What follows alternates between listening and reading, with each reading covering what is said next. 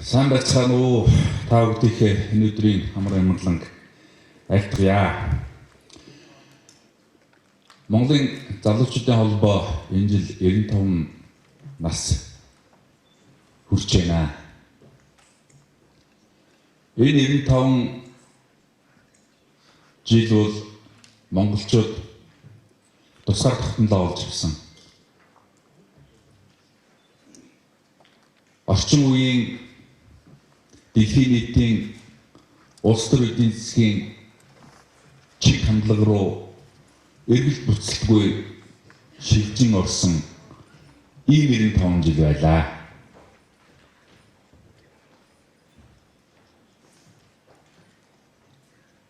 $200 жил бид нар манжийн дарлалд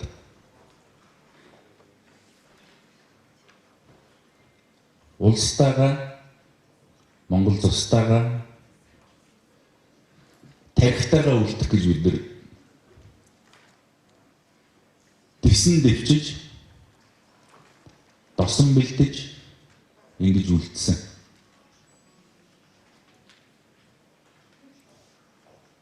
Бидэнд өвөг дээдс маань бүрэн улсыг бүтнээр нь хүлээлгэж өгсөн. Энэ бүрэн бүтэн улсыг бид нар үр хөвгтдээ өнөөдөр бүрэн бүтнээр нь дахин хүлээлгэн өгч чадах уугүй юу гэдэг энэ л асуудалтай бид нар нүүр тулчаа сууж.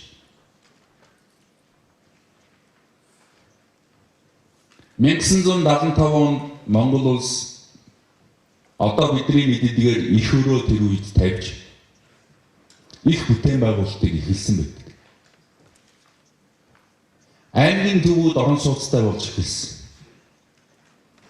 Үйлдвэр комбинатууд хаасайгүй нээгдэж эхэлсэн. Энэ үед сэтгэлгээний том хувьсгал хийх шаардлага урган гарсан. Энэ үед Монголын хувьсгал залуучуудын эвлэл, залуу уран бүтээлчдийн анх тугаар зөвлөгөөнийг зохион байгуулж байлаа.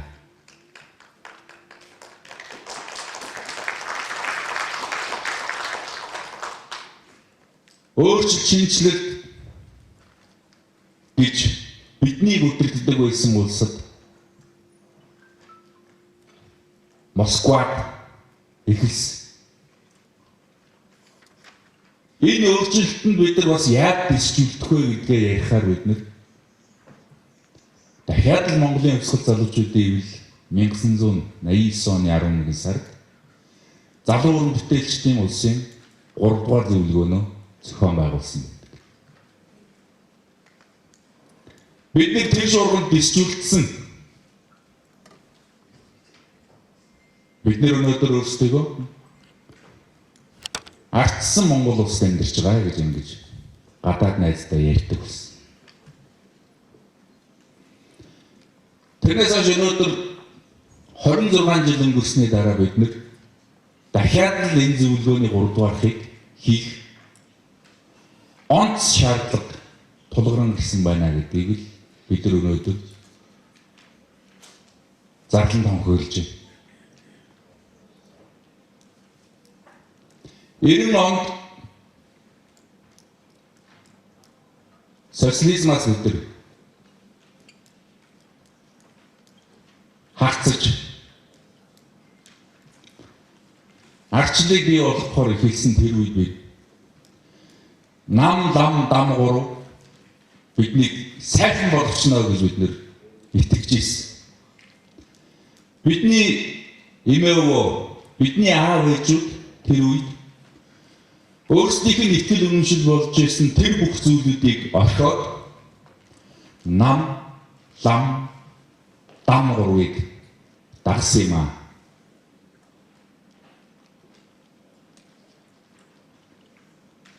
Өнөөдөр наман бидэнд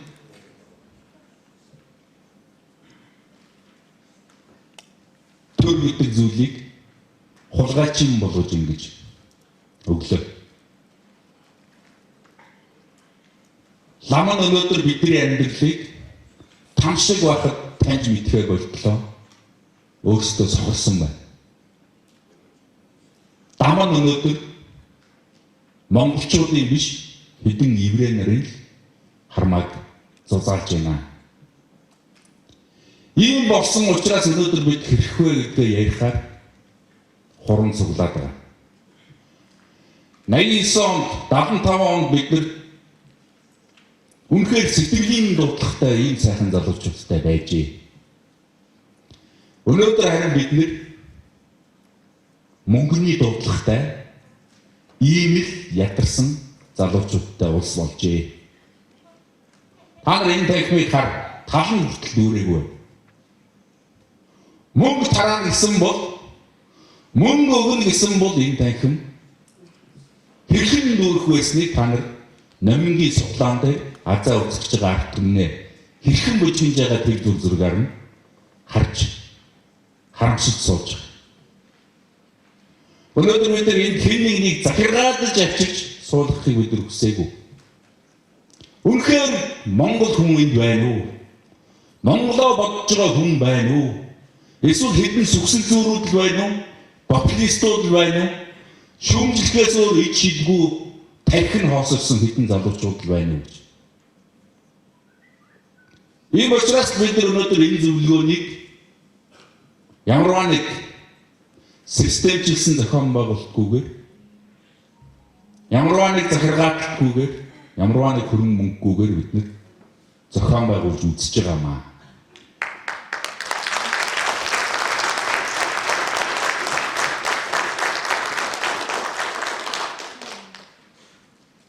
Бидний бодит байдал өнөөдөр ийм л байна. Бодтой байдалтайгаа үнэнтэйгээ одоо эвлэрцгээ. Маргааш өглөөс ирэх чинь харин улс чинь байхгүй болсон байх юм бол та нарын хөхөн шүү. Та нарын хөхөн шүү. Монголын залуучуудын холбоо бүх цаг үед залуучуудынхаа төлөө болж явж ирсэн. Монголын залуучуудын холбооноос үе үеийн эх орончид төрсөн. Энэ эх орончдын туг нь, үг нь дуу болж исэн өнөөдөр залуу уран бүтээлчид та нар минь хаана байна? Өнөөдөр Refugee Pista гэдэг дуу зохиосноос өөр уран бүтээлчдийн амнаас гарч байгаа үнэн үг гэж юм байхгүй болжээ.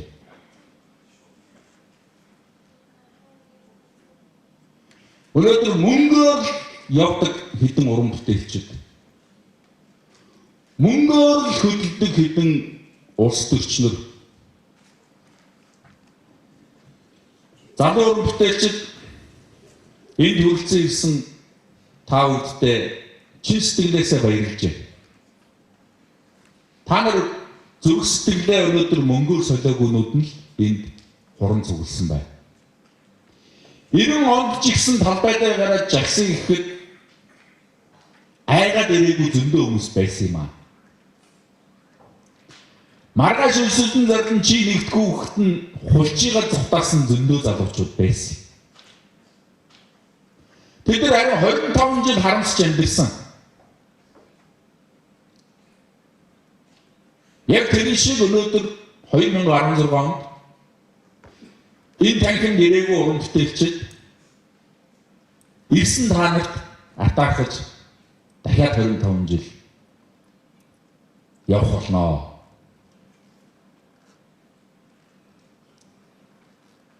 Энэ удаа үе солигдох гэж байна.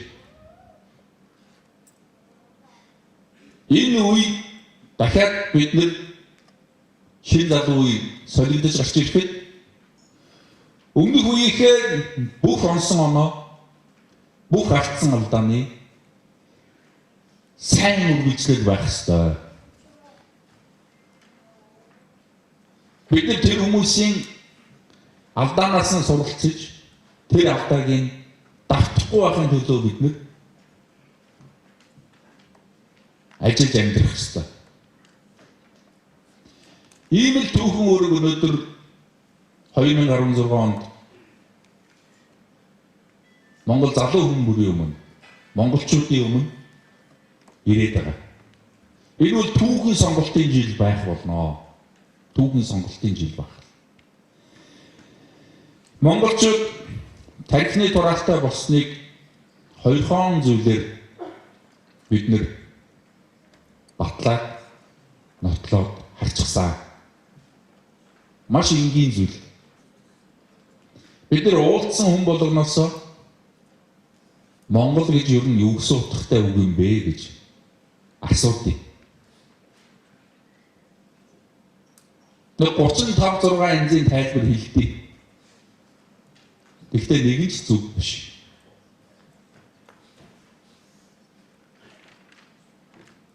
Монгол гэж нэр. Би Монгол хүн. Тэгтэл Монгол гэдэг нэрээ хүүдээ тайлж өгөх чадваргүй ийм л тархины тураалтай болно гэж бошголсон байсан тэр өнөөдөр бошиг аль хэдийн биелчихсэн байна. Бид нар гадна дотн яваад эсвэл гадна дотноос найз нөхөд ирэхээр Чингисийн Монгол гэж ингэж ярих дуртай. Чингис гэж яг юу гэсэн үг юм бэ гэж асуухаар хэлж чаддаг нэг ч хүн байхгүй болсон байна. Далай хаан гэдэг хөрх. Өнөөдөр Монголын залуучуудыг хариуцдаг хийж байхгүй болжээ. Бид нар эзэнгүй мал шиг болсон.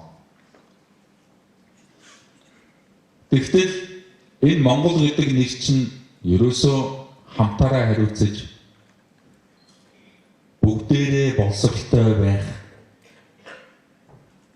төртэй байх, мөнгө өршин амьдрахын энэ онлын хураангуй нэр байна. Хураангуй нэр. Өөрөөр монголчууд онолтой ард түмэн байсан баг.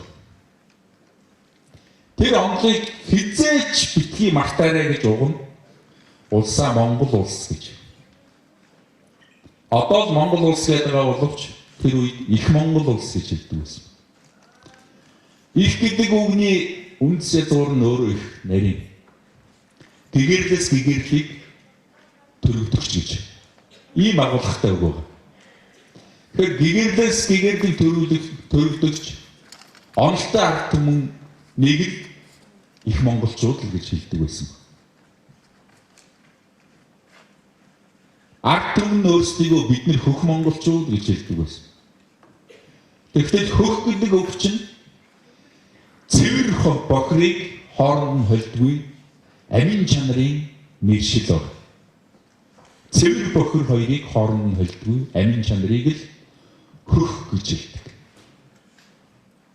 Тэгэхээр монголчууд өөрсдийгөө хөх монголчууд гэж байгаа бол цэвэр бохрыг бид нар хизээч холдгүй онолтой ард түмэн гэж ингэж өөрсдийгөө хэлдэг байсан. Энэ бүгдийг өнөөдөр бидний аав ээж бидэнд хэлээгүй, бидний эмээ өвөөч бидэнд хэлээгүй дасагч алга болсон. Ийм л зүйл. Тийм учраас өнөөдөр бид нар тархины тугаалд нэгэн төрсөн учраас шудраг усаа ялгаж чадхаар болсон. Үн худлаа ялгаж чадхаар болсон. Ийм л хямдхан зан олон болж ингэж үлдсэн байна. Гэгэл хэлсэн байдیں۔ Төрөө байгуулж чадсан зан олныг ард түмэн гинэ гэж.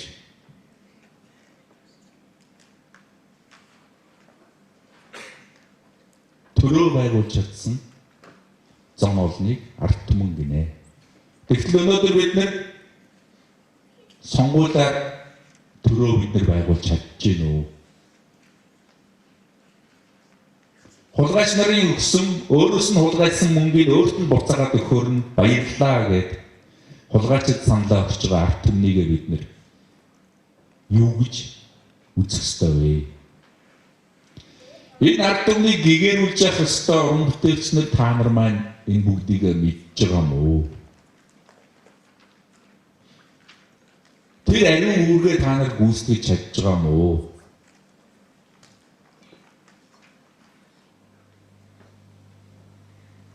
Ингэж л асуумаар.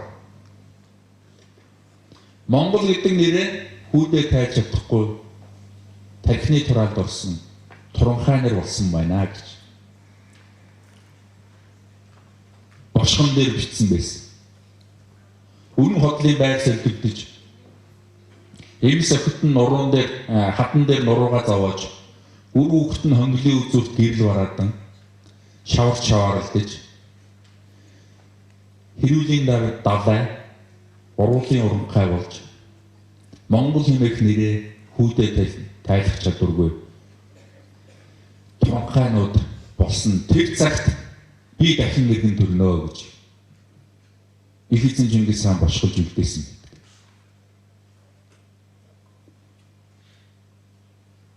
Тархинд орсон залуучууд хөрхий өөрөөрөө эргээ босчих юм байх л гэж ингэж босоод байдаг.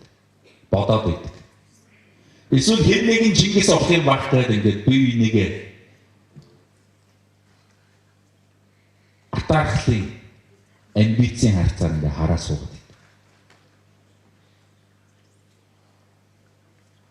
Тэгэхээр өнөөдөр бид нэр монголчууд их эзэн Чингис хаанаа бид нэр өөрөө өөрсдөөсөө хайх юм хэрэгтэй болчихсон. Монголчууд Монгол хэмээх энэхүү онлороо харцыгаа хааны төвшний боловсролтой байлгаж чаддаг ард түмэн байжээ. Чингис гэдэг бол Монгол улс урлын хамгийн дээд цол байжээ. Боловсролын зэрэг цол байжээ. Боловсролын зэрэг цол. Харцан хааныхаа хэмжээний түвшний боловсролтой болсон ард түмэн хулгайч тохмоод ивсэх сайн зайгүй ийм сайхан улс гэртээ болж болдгиймаа гэдгийг 13 дугаар зуунд эцэг өвгдөөс маань баталж нотолж харуулжээ. Харцан хааны төвчний боловсролтой ийм улс гэрийг их Монгол гэж хэлдэг байжээ. Ийм учраас өөрөөр хэлбэл хулгайч тохмоод ивсэх зайгүй ийм сайхан улс гэртээ болохын их Монгол улстай болохын энэ хүсэл энэ алсын хараа энэ өвгдийн зарилгийг дагаж бид нар хулгайчгүй Монгол хөдөлгөөнийг л эхлүүлсэн. Яаж харцсан хааны төвчний боловсролтой болдгийг бэ гэхээр хамтаараа харилцдаг юм аа гэж. Боловсрохгүй гээд байгаа хүнийг малынхаа тоонд оруулж тоолоо гэж эцэг өвгдөөс маань хэлдэг байж. 13 дугаар зуунд их Монгол улсын үед 950 мянган иргэнтэй 250 сая малтай байжээ. 950 мянган иргэнийг Чингис хэмээх боловсролын төвшөнд бид нэр тэр үед бэлдсэн байжээ.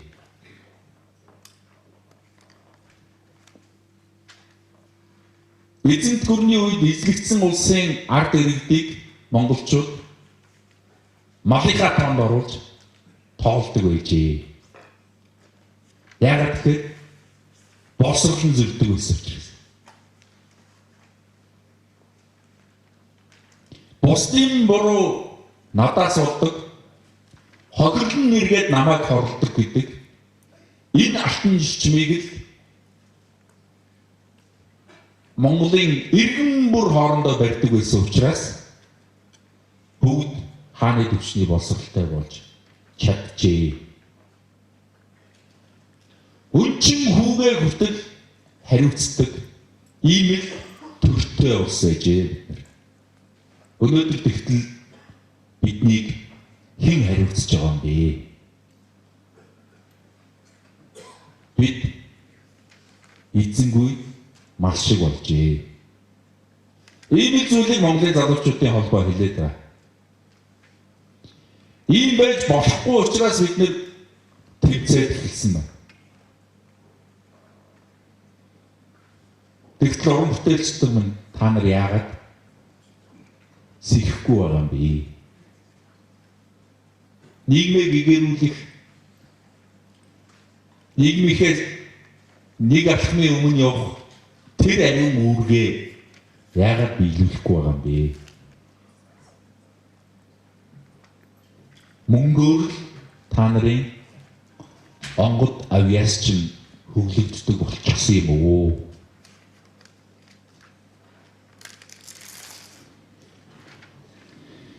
Баярлалаа.